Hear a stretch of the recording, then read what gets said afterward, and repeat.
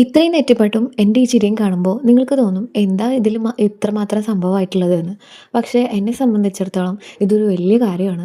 എന്ത് പരിപാടിയാണെങ്കിലും നമുക്ക് പിന്നെ ഓവർ കോൺഫിഡൻസിന് കുറവൊന്നും ഇല്ലാത്തതുകൊണ്ട് തുടക്കത്തിലൊക്കെ വളരെ നല്ല ആവേശം തന്നെയായിരുന്നു.